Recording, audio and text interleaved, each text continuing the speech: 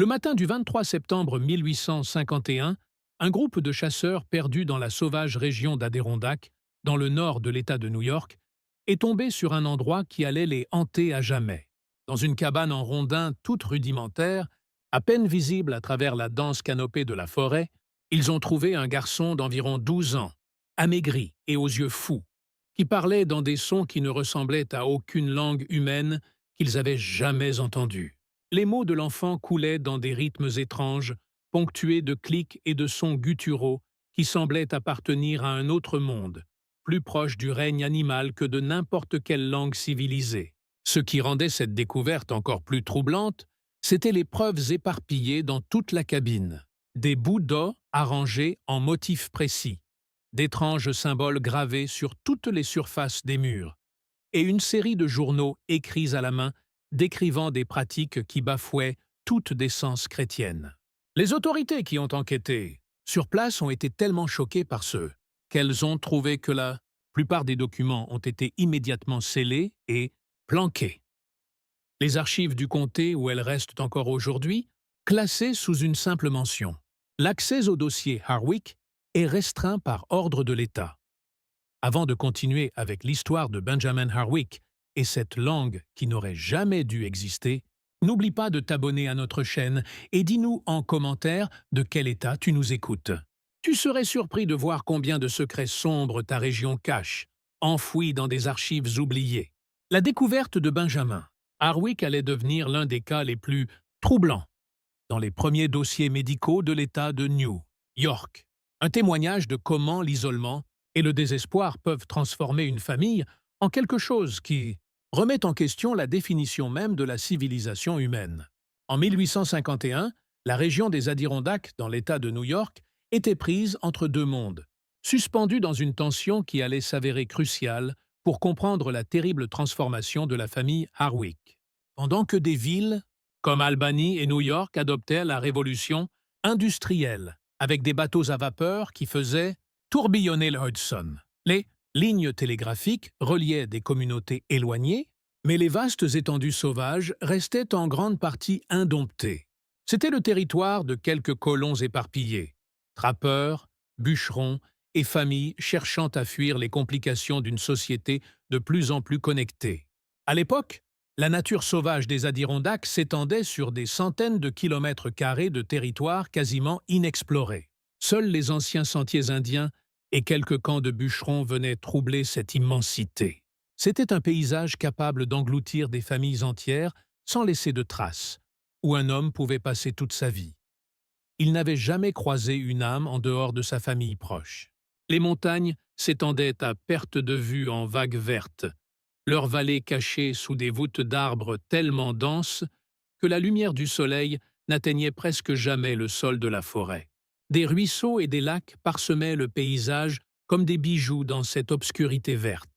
Beaucoup n'étaient pas cartographiés ni nommés, connus seulement des peuples autochtones qui chassaient là depuis des siècles avant l'arrivée des colons blancs. La famille Harwick faisait partie des premiers pionniers, venus chercher refuge dans cette nature sauvage, arrivant dans la région. Pendant le rude hiver de 1836, Ezra Harwick était un homme plein de contradictions depuis le début. Éduqué et articulé, mais poussé par un besoin presque maladif de fuir ce qu'il voyait comme la corruption de la société civilisée.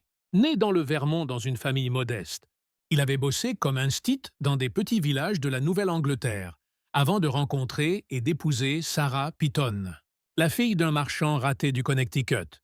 Sarah apportait au mariage non seulement sa propre éducation, rare pour une femme à l'époque, génération, mais aussi un petit héritage qui allait s'avérer crucial pour leurs ambitions à la frontière. Plus importante encore, elle partageait le désenchantement grandissant d'Ezra face aux changements rapides qui bouleversaient la société américaine. Le couple avait été témoin des bouleversements sociaux des années 1830, des paniques financières qui ruinaient des familles honnêtes du jour au lendemain, et du matérialisme grandissant qui semblait remplacer les valeurs traditionnelles. Leur choix de s'isoler n'était pas seulement pratique, mais aussi philosophique. Ils croyaient pouvoir créer une forme plus pure d'existence humaine, débarrassée des influences corrompues du commerce et des conventions sociales. Leur lieu choisi montrait à la fois une planification minutieuse et un isolement risqué.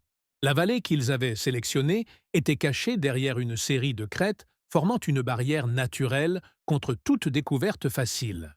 Pour y accéder, il fallait traverser un col de montagne dangereux, souvent impraticable en hiver. La vallée en elle-même était... Quand Foster a demandé des nouvelles de la famille, la réponse d'Ezra était glaçante par son intensité. Il parlait du grand travail qu'il menait avec sa famille, un processus de purification qui leur permettrait de dépasser les limites imposées par une civilisation corrompue. Il disait que ses enfants apprenaient la vraie langue de l'existence naturelle, une façon de communiquer qui leur permettrait de capter la réalité sans les déformations créées par la société artificielle concept. Après cette rencontre, la famille Harwick a semblé disparaître complètement de la vue du monde extérieur. Les trappeurs et chasseurs qui avaient parfois aperçu de la fumée dans leur vallée n'ont rien vu pendant des mois. Certains pensaient que la famille s'était enfoncée plus loin dans la nature ou était peut-être retournée en ville. D'autres se demandaient si elle n'avait pas succombé aux dures réalités de la vie en frontière. Maladies, accidents ou attaques des quelques bandes indigènes encore, hostiles qui rôdaient dans la profonde forêt. Ce qui s'est vraiment passé pendant ces 4 années d'isolement total n'a été reconstitué que bien plus tard, grâce à une analyse minutieuse des journaux retrouvés dans leur cabane et au long travail d'apprentissage pour communiquer avec le jeune Benjamin. La transformation qui a eu lieu dans cette vallée isolée allait remettre en question toutes les idées reçues sur la stabilité de la nature humaine et le pouvoir de... L'isolement a bouleversé les structures mêmes de la conscience. Le groupe de chasseurs qui a découvert Benjamin, ils étaient 3 gars, chacun avec un passé qui allait être super important pour comprendre et raconter ce qu'ils allaient découvrir. James Culver était à la fois un marchand qui cartonnait dans la ville en plein essor de North Creek et un agent de police nommé pour garder l'ordre dans les petits villages un peu partout dans la région. Son beau-frère, Thomas Brennan, avait passé presque 20 ans à apprendre les coins et recoins de la forêt des Adirondacks, d'abord comme bûcheron, puis comme guide pour des groupes de chasseurs venus de la ville. Le 3e membre de leur groupe, le docteur William Schuyler, avait rejoint l'expédition, surtout pour récolter des plantes médicinales dont on disait qu'elles poussaient dans les prairies d'altitude. Mais sa formation médicale allait vite s'avérer super utile, d'une manière à laquelle personne ne s'attendait. Il suivait un vieux sentier de cerf qui serpentait à travers certains des terrains les plus isolés de la région. Il traquait un gros daguet que Brennan était sûr de pouvoir ramener assez de viande pour nourrir sa famille tout l'hiver. Le sentier menait... Il montait de plus haut dans les montagnes que jamais auparavant, à travers des rangées de pins anciens et de pruches qui créaient une sorte de crépuscule vert, même en plein midi. Le silence de la forêt profonde n'était troublé que par leurs pas et le chant occasionnel d'oiseaux invisibles dans la canopée au-dessus. C'est Brennan qui a été le premier à remarquer l'anomalie qui allait les mener à la cabane Harwick. De la fumée s'élevait d'une partie de la forêt qui aurait dû être inhabitée, une fine colonne grise qui semblait sortir de nulle part, du fond de la nature sauvage. Dans un coin aussi paumé, repérer la moindre trace d'habitation humaine suffisait à piquer la curiosité. Mais en s'approchant de la fumée, en suivant des sentiers de chasse qui semblaient avoir été discrètement aménagés pour faire un chemin, d'autres signes ont commencé à s'accumuler, laissant deviner que quelque chose d'anormal se tramait. C'est l'odeur qui leur est arrivée en premier.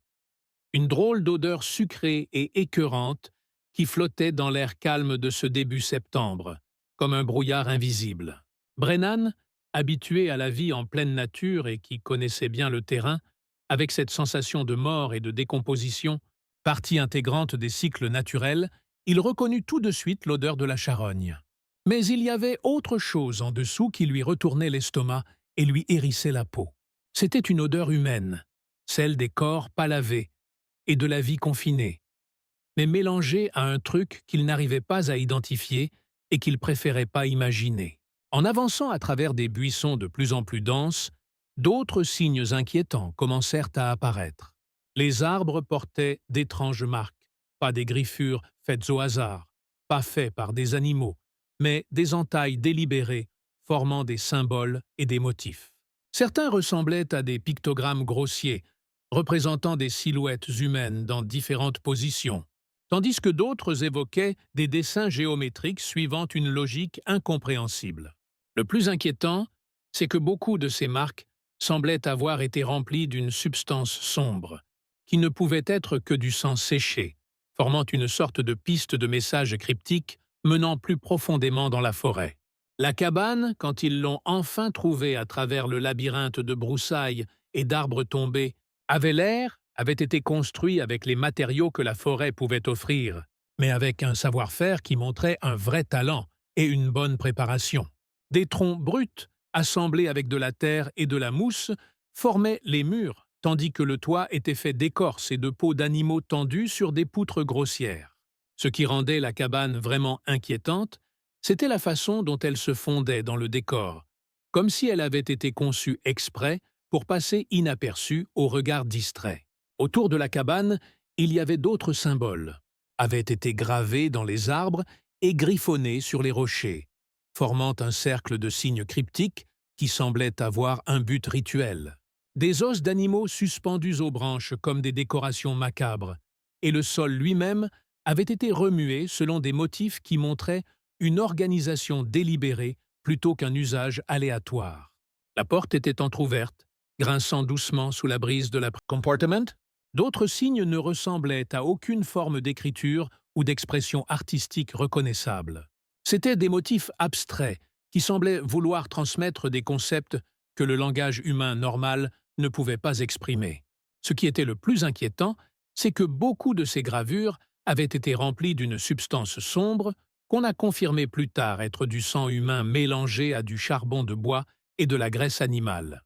Ce mélange créait des marques permanentes qui semblaient pulser et bouger à la lumière vacillante du feu, donnant à tout l'intérieur de la cabane une ambiance étrange, une ambiance de malveillance intelligente.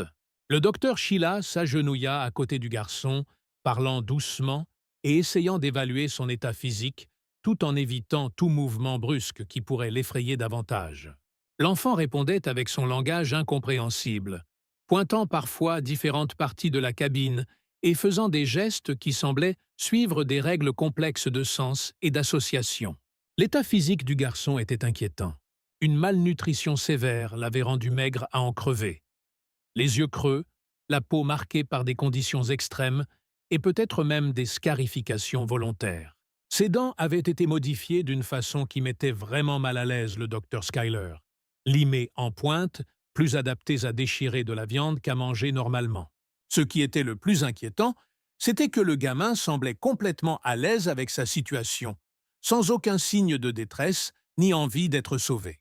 Pendant que Culver et Brennan fouillaient le reste de la petite habitation, ils sont tombés sur des preuves qui ont transformé la mystère, allant de l'étrange à l'horreur. Dans un coin, à moitié caché sous un tas de peaux d'animaux, ils ont trouvé une série de journaux reliés, écrits en anglais clair et soigné. L'écriture était élégante et précise, ce qui laissait penser que l'auteur était bien instruit et sain d'esprit quand il a écrit les premiers textes. Mais même en survolant rapidement le contenu, on voyait clairement une descente progressive dans la folie et des pratiques qui allaient à l'encontre de tous les principes de la société civilisée. Les premiers écrits décrivaient la vie normale d'une famille en frontière, les sorties de chasse, la culture des récoltes et l'éducation des enfants aux bases scolaires. Mais au fil des journaux, l'écriture a commencé à parler d'expériences que l'auteur appelait le raffinement humain et la purification des instincts naturels. Cachés sous des planches mal fixées, ils ont découvert d'autres horreurs. Des instruments médicaux rudimentaires qui semblaient avoir servi à des opérations chirurgicales, des collections de dents humaines et d'os de doigts disposés de façon décorative, des motifs et des dessins détaillés de l'anatomie humaine avec des annotations en plusieurs langues, dont ces mêmes symboles incompréhensibles qui couvraient les murs. La priorité immédiate était de mettre Benjamin en sécurité et de lui fournir des soins médicaux adaptés. Mais la démarche s'est avérée bien plus compliquée que prévu. Le gamin avait vraiment la trouille de quitter la cabane. Pas parce qu'il y était attaché, mais à cause de peur qu'il ne pouvait exprimer que dans sa langue incompréhensible, par des gestes de plus en plus paniqués. Des vocalises. On aurait dit qu'il essayait de prévenir ses potentiels sauveteurs de dangers qu'il ne pouvait pas saisir. Quand le docteur Skillar a finalement réussi à le faire sortir, Benjamin s'est mis direct à pointer vers la cabane en parlant vite, comme s'il lançait des avertissements urgents sur des règles importantes ou des tabous. Sa détresse avait l'air sincère et profonde, ce qui laissait penser que l'isolement de sa famille avait créé non seulement des barrières linguistiques, mais aussi des différences fondamentales dans la façon de comprendre les choses, la réalité elle-même. Le voyage jusqu'à North Creek a pris 2 jours entiers de déplacement prudent, parce que l'état physique de Benjamin l'empêchait d'aller vite. Pendant ce temps, le docteur Skillar a observé en détail le comportement du garçon et a essayé plusieurs façons de communiquer avec lui. Ce qui est ressorti, c'est une preuve claire que Benjamin avait un système linguistique complet et sophistiqué. Ses vocalises suivaient des règles grammaticales constantes. Il utilisait des gestes précis pour accompagner ses mots, et il montrait comprendre des concepts abstraits complexes qu'on ne peut exprimer qu'avec des structures linguistiques avancées. Ce qui était encore plus troublant que ses compétences linguistiques, c'étaient les autres comportements de Benjamin pendant le voyage. Il avait une connaissance approfondie des techniques de survie en pleine nature, bien au-delà de ce qu'un gamin de 12 ans devrait savoir, y compris une compréhension détaillée du comportement des animaux, de l'identification des plantes et des techniques de pistage. Le plus inquiétant, c'est qu'il maîtrisait aussi la découpe et la préparation de la viande. Les techniques de préparation impliquaient une expérience pratique avec des procédés que le docteur Schuyler préférait ne pas envisager. La relation du garçon avec la nourriture était particulièrement révélatrice.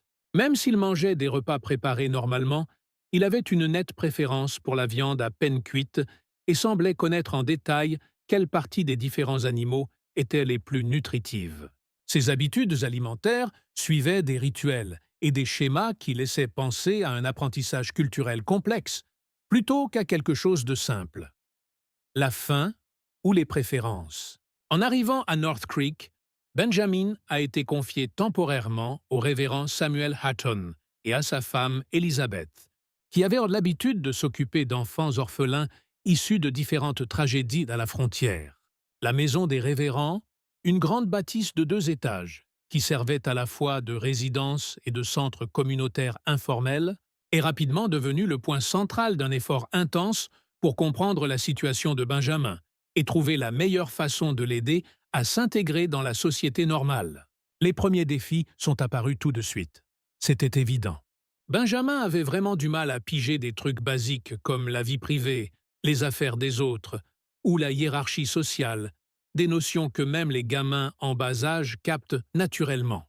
Quand il essayait d'exprimer ce dont il avait besoin ou ce qui l'inquiétait, ça finissait souvent en crise de frustration dans sa langue bizarre, avec des gestes et des comportements qui faisaient souvent flipper les autres enfants du coin. Madame Elizabeth Ashton, une femme patiente avec pas mal d'expérience auprès d'enfants en difficulté, avait remarqué ça. Les difficultés de Benjamin allaient de bien au-delà des simples barrières linguistiques. Il semblait fonctionner selon des règles sociales et des concepts moraux complètement différents de ceux de la société humaine normale. Des actes que n'importe quelle personne civilisée trouverait horrifiants lui paraissaient naturels et nécessaires, tandis que des comportements que les autres prenaient pour acquis lui causaient une vraie confusion et détresse. Le docteur Schuyler envoyait des lettres détaillées à ses collègues à Albany et New York, décrivant les particularités linguistiques et les défis psychologiques posés par le cas de Benjamin. Sa correspondance dessinait le portrait d'un enfant qui avait été systématiquement conditionné dans des modes de pensée et de comportement, remettant en cause les idées reçues sur la nature humaine et le développement social. La réponse aux questions du Dr. Ska. Il a commencé le long boulot de créer une communication basique avec des gestes et des objets simples, et ça a vite montré des trucs bizarres dans sa vision du monde. Pour lui, les relations humaines, c'était juste une histoire de domination et de soumission, sans aucune idée de respect mutuel ou de coopération entre égaux. Son savoir sur les processus naturels tournait surtout autour de la mort, de la décomposition et de la transformation, avec un vocabulaire super précis pour décrire les différentes étapes de la décomposition et de la dégradation physique. Pendant ce temps, les journaux retrouvés dans la cabane étaient en train d'être analysés par le docteur Schuyler, le révérend Ayrton et plusieurs autres membres instruits de la communauté. Ce qu'ils révélaient, c'était le récit méthodique de la descente aux enfers d'un homme dans la folie et la destruction délibérée de l'humanité de sa famille. Les premières pages d'Ezra Harwick parlaient des défis et des satisfactions normales de la vie de famille à la frontière, mais peu à peu, elles montraient un esprit de plus en plus dérangé, obsédé par des thèmes de pureté, de transformation et ce qu'il appelait la libération des instincts naturels humains. Les journaux racontaient de plus en plus la conviction d'Ezra que la société humaine normale reposait sur des concepts artificiels qui empêchaient les gens d'atteindre leur vrai potentiel. Il écrivait beaucoup sur la corruption du langage classique et la nécessité de créer de nouvelles façons de communiquer pour que les humains puissent dépasser les limites imposées par la civilisation. Les notes les plus troublantes ont commencé à apparaître à la fin de 1848, environ 3 ans après. Complètement isolé du monde extérieur, la famille, Ezra racontait recevoir ce qu'il appelait des révélations pendant les longues nuits d'hiver, des éclaircissements sur la vraie nature de l'existence humaine, qui remettaient en question tout ce qu'il croyait jusque-là sur la morale et l'organisation sociale. Il a commencé à élaborer des théories complexes sur le caractère artificiel, des systèmes moraux conventionnels et la nécessité de se débarrasser du conditionnement civilisé pour révéler la nature authentique de l'humanité. Ces évolutions philosophiques étaient accompagnées de changements de plus en plus extrêmes dans le quotidien de la famille. Ezra a imposé des restrictions alimentaires strictes qu'il prétendait purifier l'essence physique et spirituelle de sa famille, suivies de rituels compliqués destinés à briser ce qu'il considérait comme un conditionnement social artificiel. Les journaux décrivaient des programmes systématiques d'isolement, de privation sensorielle et de pression psychologique visant à remodeler sa femme et ses enfants selon sa vision évolutive de la perfection humaine. À mesure que l'automne s'approfondissait, durant un hiver rude à Adirondack, le professeur Deoqua a fait toute une série de découvertes sur la langue de Benjamin qui ont secoué la petite communauté de chercheurs et de fonctionnaires impliqués dans l'affaire. La langue artificielle du garçon s'avérait bien plus complexe et troublante que ce que personne n'avait imaginé au départ. C'était un système linguistique complet, conçu non seulement pour faciliter la communication, mais pour remodeler en profondeur la conscience humaine elle-même. La première grosse avancée est arrivée lors d'une session où Benjamin essayait d'expliquer ce qui s'était passé à ses sœurs Martha et Rebecca. Il utilisait un mélange de mots, des jetons en bois sculptés trouvés dans la cabane, et des gestes de plus en plus précis. Il commença à raconter une histoire que le professeur Deoqua ne comprenait qu'en partie. La structure du langage laissait entendre que Benjamin ne décrivait pas juste des événements, mais des processus de transformation appliqués volontairement aux humains. Le langage artificiel, PERT et le texte contenaient un vocabulaire très riche pour parler des concepts liés à la transformation physique et psychologique. Mais il décrivait ces processus avec des termes qui les faisaient paraître naturels et bénéfiques plutôt qu'effrayants. Benjamin pouvait détailler cliniquement des procédures que n'importe qui aurait considérées comme de la torture ou de la mutilation. Mais son cadre linguistique l'empêchait de comprendre pourquoi les autres trouvaient ces récits dérangeants. L'analyse du professeur Deoqua révélait que cette langue avait été conçue de manière vraiment remarquable. Une sophistication pour éliminer les notions morales qui pourraient gêner l'obéissance absolue à l'autorité. Il n'y avait pas de mots pour des concepts comme la cruauté, l'injustice ou la souffrance inutile. Les actions étaient alors classées uniquement selon leur efficacité à atteindre des objectifs précis, sans aucun cadre linguistique pour juger si ces objectifs étaient moralement acceptables. Le docteur Schuyler, qui avait poursuivi son analyse des preuves physiques trouvées dans la cabane tout au long de l'hiver, a fait des découvertes qui ont fourni un contexte crucial pour comprendre les révélations linguistiques de Benjamin. Une fouille plus approfondie du site de la cabane avait permis de découvrir d'autres cachettes de matériel dissimulé sous la structure et dans la forêt alentour. Plus de carnets, des instruments chirurgicaux rudimentaires et des collections de restes humains soigneusement traités et conservés. Les derniers carnets révélaient l'ampleur totale de la transformation d'Ezra Harwick, passant d'un homme de la frontière instruit à quelque chose qui défiait la définition même d'humain. À partir de 1849, ses notes parlaient de ce qu'il appelait le grand œuvre, un programme méthodique de purification qu'il avait commencé à mettre en place avec sa famille. Le processus avait démarré par des restrictions alimentaires extrêmes et des rituels d'isolement, mais avait peu à peu évolué vers des pratiques incompréhensibles. Ezra était convaincu que la société humaine normale était fondamentalement corrompue par ce qu'il appelait une fausse conscience, des structures mentales artificielles qui empêchèrent les gens de voir clair et sa vraie nature et son potentiel. Sa solution n'était pas juste de rejeter la civilisation, mais de déconstruire et reconstruire la conscience humaine depuis ses bases, en créant ce qu'il appelait des êtres parfaits, capables de dépasser les limites humaines normales. La création de la langue artificielle était au cœur de ce processus. Les journaux d'Ezra décrivaient en détail sa méthode pour éliminer les concepts corrompus de la pensée, de sa famille, tout en introduisant de nouvelles catégories de pensée qui soutiendraient sa vision pour la transformation humaine. La langue avait été conçue pour rendre toute résistance psychologiquement impossible en supprimant le cadre conceptuel nécessaire à l'objection morale ou à la pensée indépendante. L'éducation linguistique de Benjamin avait été accompagnée d'un conditionnement physique et psychologique systématique qu'il avait transformé en quelque chose à peine reconnaissable comme un enfant humain normal. Les journaux révélaient qu'Ezra avait utilisé un mélange de privation de nourriture, de privation sensorielle et de punition physique, soigneusement appliquée pour le briser. La personnalité originale de Benjamin avait été effacée pour être remplacée. Sarah Harwick, d'abord réticente face aux exigences de plus en plus extrêmes de son mari, a fini par céder, usée par un mélange d'isolement, de pression psychologique et de coercition physique subtilement appliquée, jusqu'à devenir elle-même partie prenante de pratiques qui auraient horrifié la femme qu'elle était avant. Le récit de Benjamin, passé par son langage artificiel, puis traduit petit à petit en anglais, il s'est avéré que sa mère était finalement devenue l'assistante la plus dévouée d'Ezra dans la destruction méthodique de l'humanité de leurs enfants.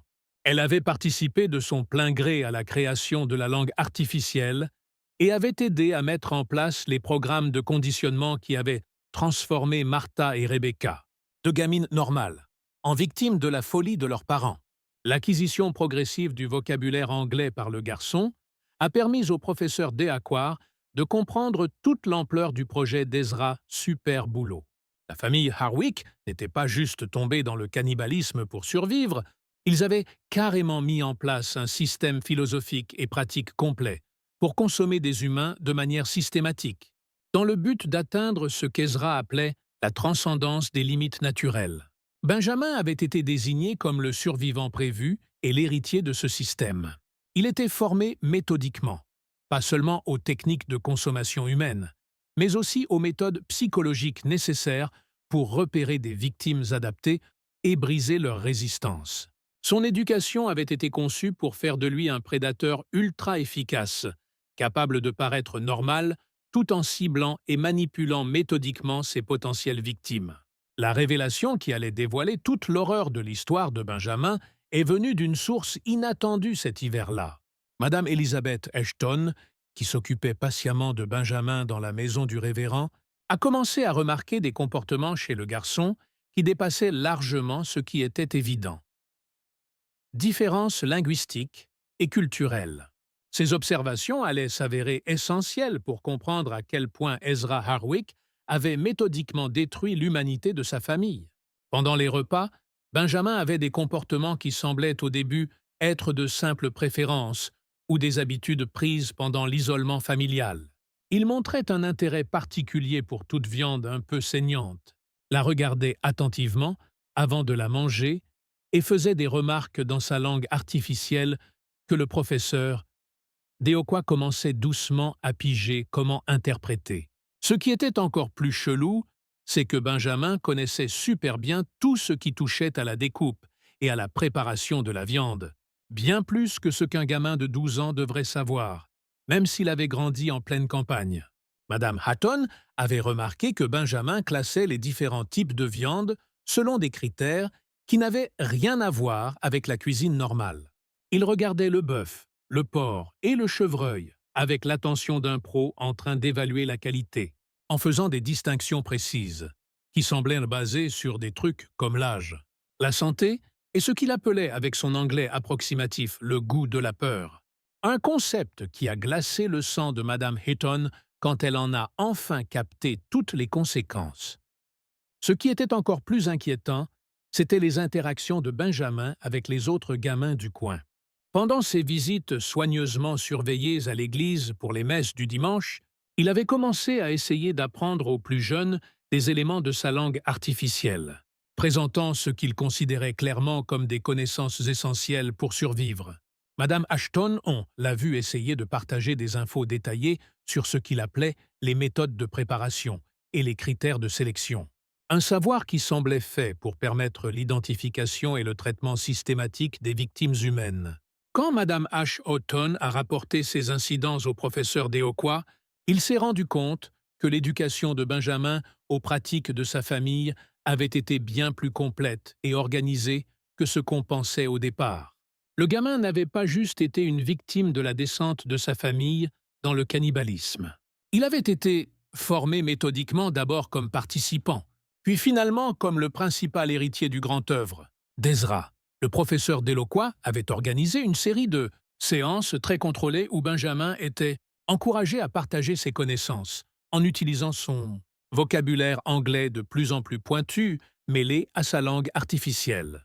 Ce qui est ressorti de ces séances a dressé un tableau effrayant qui dépassait la compréhension de tous ceux qui y participaient. Benjamin avait été formé de façon systématique aux techniques d'identification, capturer et manipuler des humains pour les consommer, voilà ce que son entraînement lui apprenait, avec des méthodes psychologiques ultra précises pour briser la résistance des victimes et les amener à participer eux-mêmes à leur propre destruction.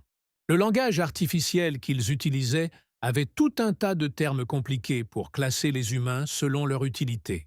Benjamin savait faire la différence entre la viande rapide, les victimes destinées à être consommées tout de suite, et la viande longue, celle qu'on gardait en vie plus longtemps, tout en étant systématiquement traitée.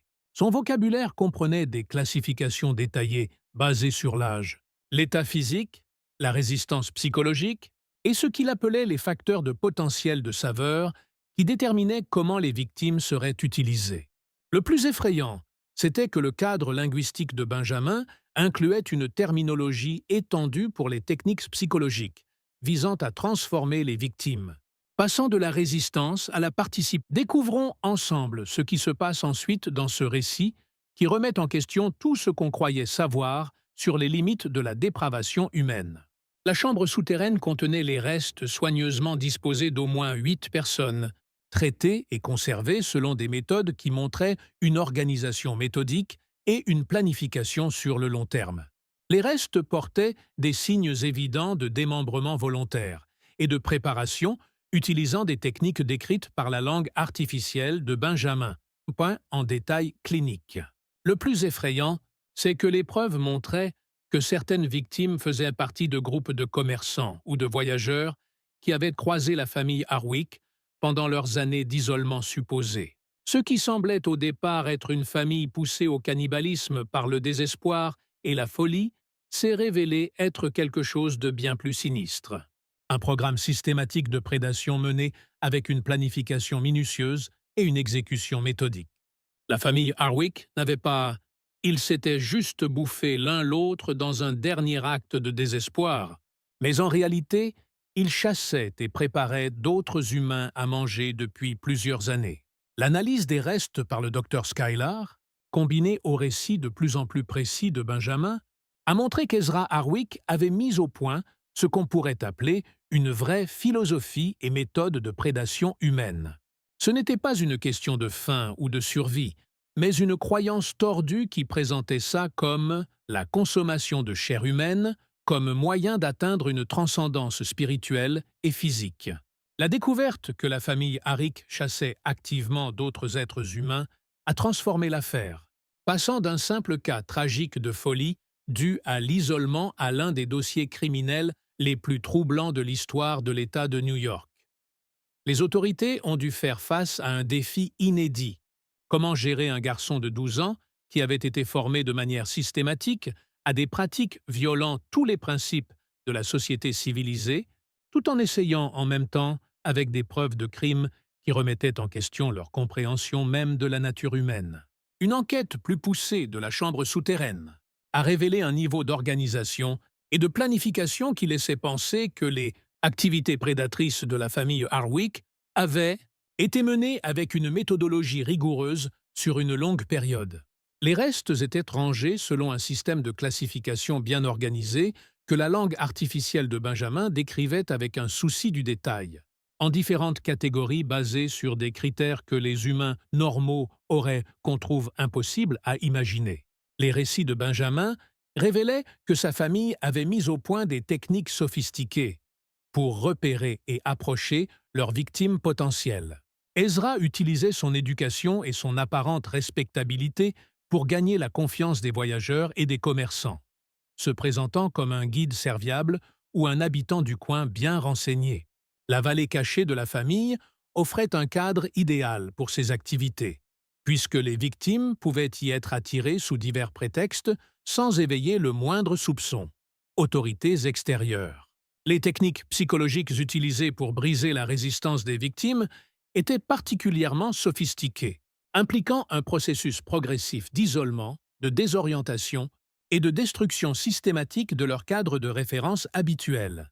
Benjamin avait même un vocabulaire précis pour décrire les différentes étapes de ce processus, expliquant comment des gens normaux pouvaient être peu à peu transformés d'individus indépendants en participants volontaires à leur propre destruction. Ce qu'il y avait de plus inquiétant, c'était les preuves. Il semblerait que certaines victimes aient vraiment été converties, adoptant des éléments de cette langue artificielle et participant au rituel cannibale de la famille avant de finir par être mangées elles-mêmes. Ce schéma montrait que les méthodes d'Ezra étaient bien plus sophistiquées psychologiquement et efficaces qu'on ne l'avait cru au départ, représentant une approche systématique pour briser la résistance humaine, qui pourrait s'appliquer à presque n'importe qui, à condition d'avoir assez de temps et d'isolement. La conclusion. La révélation de l'affaire Urich est survenue lors d'une série de séances à la fin décembre 1851, quand Benjamin avait assez de vocabulaire anglais pour raconter de façon claire et complète les derniers mois de sa famille. Ce qu'il a raconté était tellement bouleversant que le professeur Deoqua a d'abord refusé d'y croire, malgré les preuves linguistiques et matérielles qui confirmait chaque détail du témoignage de Benjamin. D'après le récit du garçon, son père Ezra n'était pas mort de cause naturelle, ni de maladie, ni des menaces extérieures, comme les enquêteurs l'avaient d'abord supposé. En fait, Benjamin a révélé que son père avait été systématiquement dévoré par les membres survivants de la famille, y compris Benjamin lui-même, dans ce qu'Ezra appelait la purification ultime, la dernière étape de leur transformation, passant d'êtres humains normaux à ce qu'il qualifiait de prédateurs parfaits. Cet acte de cannibalisme familial n'était pas une mesure désespérée prise pendant un hiver rude ou une pénurie de nourriture, mais plutôt l'aboutissement de plusieurs années de le conditionnement psychologique et le rituel central de la philosophie tordue d'Ezra. Cette langue artificielle avait été créée exprès pour que cette transgression ultime paraisse non seulement acceptable, mais aussi nécessaire et sacré, la conclusion logique de tout ce que la famille avait appris et pratiqué. Benjamin décrivait le processus avec un détail clinique, utilisant un vocabulaire qui présentait le fait de consommer son propre père comme un devoir religieux plutôt qu'une horreur impensable. Son cadre linguistique l'empêchait littéralement de comprendre pourquoi les autres trouvaient son récit perturbant, puisque la langue artificielle ne contenait aucun concept de loyauté filiale, d'horreur morale ou de sacralité des liens familiaux qui rendrait de telles actions compréhensibles comme des violations de la loi naturelle. Le récit du garçon révélait que la décision de consommer Ezra n'avait pas été présentée comme un meurtre ni même comme une euthanasie, mais comme un sacrifice volontaire que Ezra lui-même avait planifié et organisée. Le processus avait été mené selon des rituels élaborés destinés à maximiser. Ce qu'Ezra disait, c'était que ces qualités essentielles apporteraient des bienfaits spirituels et physiques à sa famille. Mais le pire dans la révélation de Benjamin restait à venir. Au fur et à mesure que son vocabulaire anglais s'enrichissait et que le professeur Deokwa poursuivait son analyse linguistique, il devenait évident que Benjamin avait été préparé exprès pour être le seul survivant et l'héritier du grand œuvre de sa famille. Ses sœurs Martha et Rebecca n'étaient pas mortes de maladie, ni d'accident, ni la famine, comme les enquêteurs l'avaient d'abord supposé à cause de l'absence apparente des corps dans la cabane. Mais Benjamin a révélé que ses sœurs avaient en fait été méthodiquement dévorées par la famille dans le cadre de ce qu'Ezra appelait les étapes de la purification. Ce processus s'était déroulé sur une longue période, chaque étape visant à briser un peu plus le lien de la famille avec les notions morales humaines normales, tout en renforçant leur engagement envers le système de croyances artificielles d'Ezra. Benjamin il n'avait pas échappé à ce sort par affection parentale ou par hasard, mais parce qu'Ezra l'avait choisi comme le candidat le plus prometteur pour perpétuer leurs pratiques et diffuser leur langue artificielle aux autres. La personnalité et les caractéristiques physiques du garçon en faisaient un sujet idéal pour un conditionnement intensif, tandis que ses sœurs avaient été jugées plus aptes à ce qu'Ezra appelait euphémiquement la transcendance par incorporation.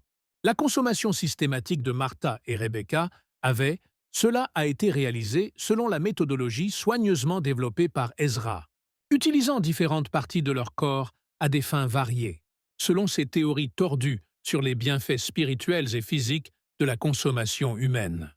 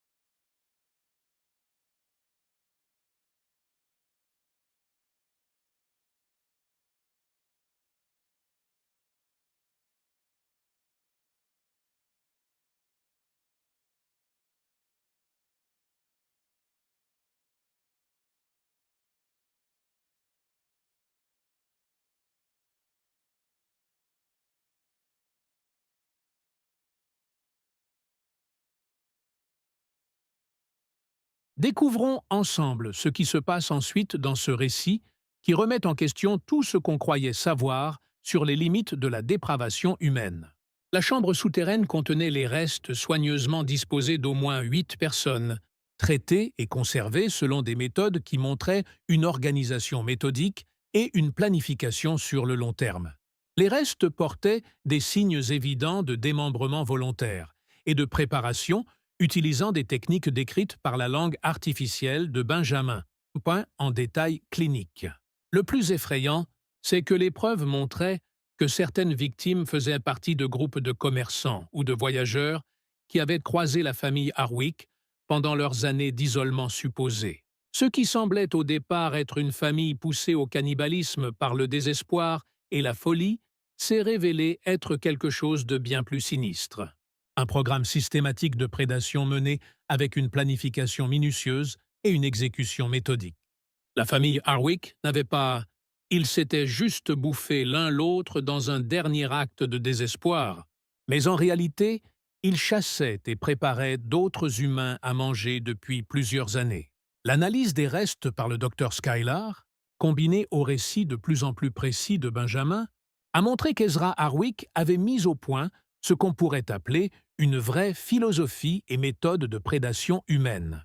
Ce n'était pas une question de faim ou de survie, mais une croyance tordue qui présentait ça comme la consommation de chair humaine comme moyen d'atteindre une transcendance spirituelle et physique. La découverte que la famille Harwick chassait activement d'autres êtres humains a transformé l'affaire, passant d'un simple cas tragique de folie dû à l'isolement à l'un des dossiers criminels les plus troublants de l'histoire de l'État de New York. Les autorités ont dû faire face à un défi inédit. Comment gérer un garçon de 12 ans qui avait été formé de manière systématique à des pratiques violant tous les principes de la société civilisée, tout en essayant en même temps avec des preuves de crimes qui remettaient en question leur compréhension même de la nature humaine. Une enquête plus poussée de la chambre souterraine a révélé un niveau d'organisation et de planification qui laissait penser que les activités prédatrices de la famille Harwick avaient été menées avec une méthodologie rigoureuse sur une longue période. Les restes étaient rangés selon un système de classification bien organisé que la langue artificielle de Benjamin décrivait avec un souci du détail, en différentes catégories basées sur des critères que les humains normaux auraient qu'on trouve impossible à imaginer. Les récits de Benjamin révélaient que sa famille avait mis au point des techniques sophistiquées pour repérer et approcher leurs victimes potentielles. Ezra utilisait son éducation et son apparente respectabilité pour gagner la confiance des voyageurs et des commerçants, se présentant comme un guide serviable ou un habitant du coin bien renseigné. La vallée cachée de la famille offrait un cadre idéal pour ces activités, puisque les victimes pouvaient y être attirées sous divers prétextes sans éveiller le moindre soupçon. Autorités extérieures. Les techniques psychologiques utilisées pour briser la résistance des victimes étaient particulièrement sophistiquées, impliquant un processus progressif d'isolement, de désorientation et de destruction systématique de leur cadre de référence habituel. Benjamin avait même un vocabulaire précis pour décrire les différentes étapes de ce processus, expliquant comment des gens normaux pouvaient être peu à peu transformés d'individus indépendants en participants volontaires à leur propre destruction. Ce qu'il y avait de plus inquiétant, c'était les preuves. Il semblerait que certaines victimes aient vraiment été converties, adoptant des éléments de cette langue artificielle et participant au rituel cannibale de la famille avant de finir par être mangées elles-mêmes. Ce schéma montrait que les méthodes d'Ezra étaient bien plus sophistiquées psychologiquement et efficaces qu'on ne l'avait cru au départ, représentant une approche systématique pour briser la résistance humaine, qui pourrait s'appliquer à presque n'importe qui, à condition d'avoir assez de temps et d'isolement. La conclusion. La révélation de l'affaire Urich est survenue lors d'une série de séances à la fin décembre 1851, quand Benjamin avait assez de vocabulaire anglais pour raconter de façon claire et complète les derniers mois de sa famille. Ce qu'il a raconté était tellement bouleversant que le professeur Deoqua a d'abord refusé d'y croire, malgré les preuves linguistiques et matérielles qui confirmaient chaque détail du témoignage de Benjamin. D'après le récit du garçon, son père Ezra n'était pas mort de cause naturelle, ni de maladie, ni des menaces extérieures, comme les enquêteurs l'avaient d'abord supposé.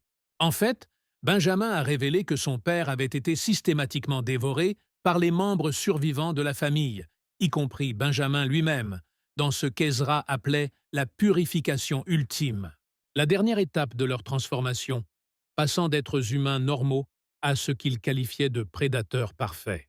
Cet acte de cannibalisme familial n'était pas une mesure désespérée prise pendant un hiver rude ou une pénurie de nourriture, mais plutôt l'aboutissement de plusieurs années de le conditionnement psychologique et le rituel central de la philosophie tordue d'Ezra. Cette langue artificielle avait été créée exprès pour que cette transgression ultime paraisse non seulement acceptable, mais aussi nécessaire et sacrée, la conclusion logique de tout ce que la famille avait appris et pratiqué. Benjamin décrivait le processus avec un détail clinique, utilisant un vocabulaire qui présentait le fait de consommer son propre père comme un devoir religieux plutôt qu'une horreur impensable. Son cadre linguistique l'empêchait littéralement de comprendre pourquoi les autres trouvaient son récit perturbant, puisque la langue artificielle ne contenait aucun concept de loyauté filiale, d'horreur morale ou de sacralité des liens familiaux qui rendrait de telles actions compréhensibles comme des violations de la loi naturelle. Le récit du garçon révélait que la décision de consommer Ezra n'avait pas été présentée comme un meurtre ni même comme une euthanasie, mais comme un sacrifice volontaire que Ezra lui-même avait planifié et organisée. Le processus avait été mené selon des rituels élaborés destinés à maximiser. Ce qu'Ezra disait, c'était que ces qualités essentielles apporteraient des bienfaits spirituels et physiques à sa famille. Mais le pire dans la révélation de Benjamin restait à venir. Au fur et à mesure que son vocabulaire anglais s'enrichissait et que le professeur Deoqua poursuivait son analyse linguistique, il devenait évident que Benjamin avait été préparé exprès pour être le seul survivant et l'héritier du grand œuvre de sa famille. Ses sœurs Martha et Rebecca n'étaient pas mortes de maladie, ni d'accident, ni la famine, comme les enquêteurs l'avaient d'abord supposé à cause de l'absence apparente des corps dans la cabane. Mais Benjamin a révélé que ses sœurs avaient en fait été méthodiquement dévorées par la famille dans le cadre de ce qu'Ezra appelait les étapes de la purification. Ce processus s'était déroulé sur une longue période, chaque étape visant à briser un peu plus le lien de la famille avec les notions morales humaines normales, tout en renforçant leur engagement envers le système de croyances artificielles d'Ezra. Benjamin il n'avait pas échappé à ce sort par affection parentale ou par hasard, mais parce qu'Ezra l'avait choisi comme le candidat le plus prometteur pour perpétuer leurs pratiques et diffuser leur langue artificielle aux autres. La personnalité et les caractéristiques physiques du garçon en faisaient un sujet idéal pour un conditionnement intensif, tandis que ses sœurs avaient été jugées plus aptes à ce qu'Ezra appelait euphémiquement la transcendance par incorporation. La consommation systématique de Martha et Rebecca cela a été réalisé selon la méthodologie soigneusement développée par Ezra, utilisant différentes parties de leur corps à des fins variées, selon ses théories tordues sur les bienfaits spirituels et physiques de la consommation humaine.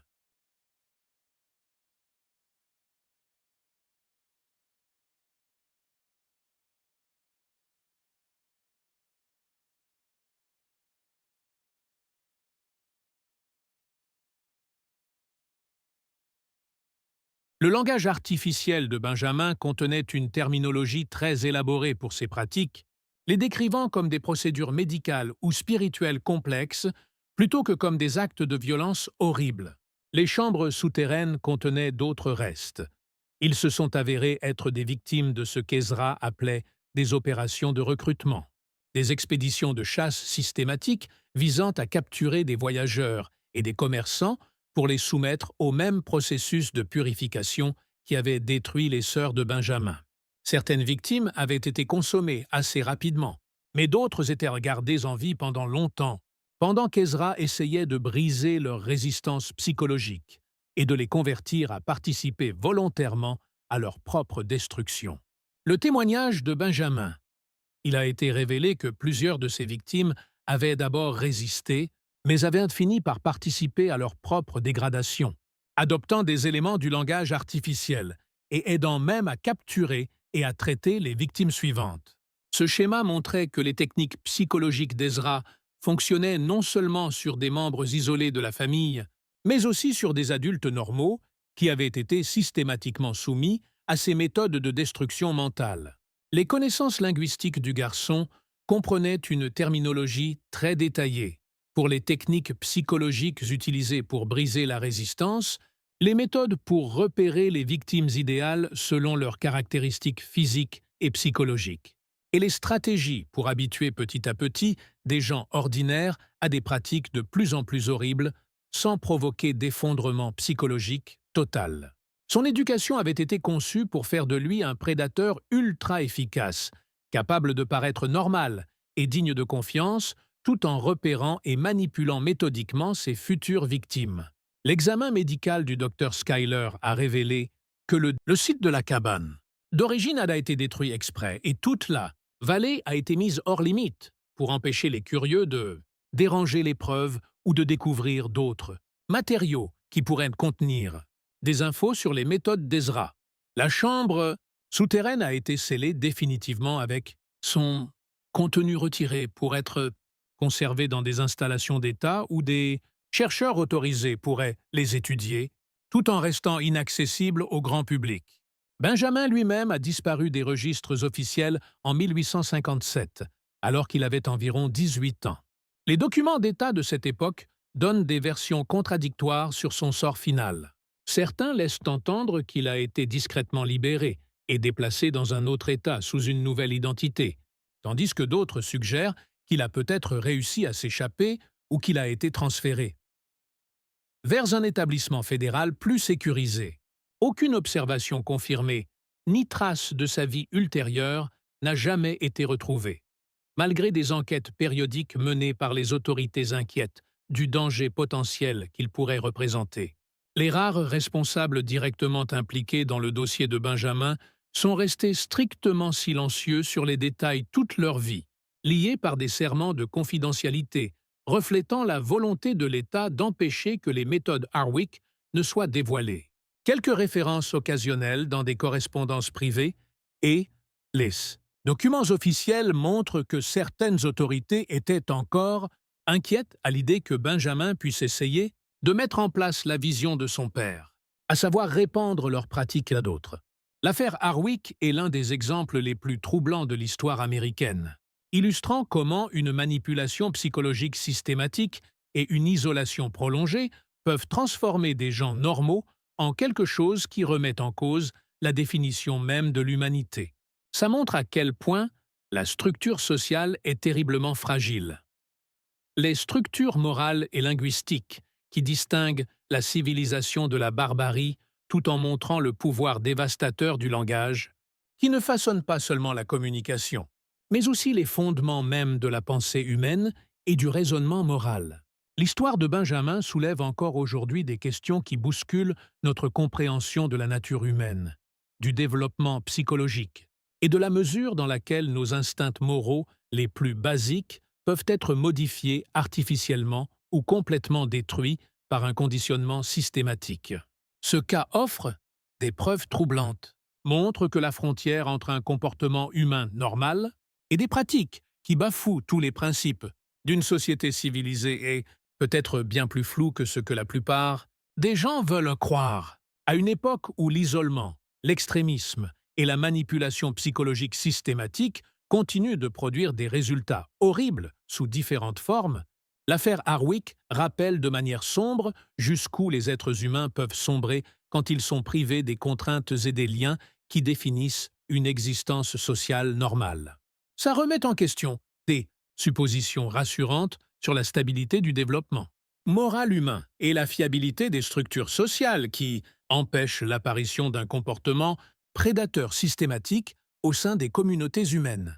Le langage artificiel créé par Ezra Harwick représente sans doute l'aspect le plus glaçant de toute cette affaire.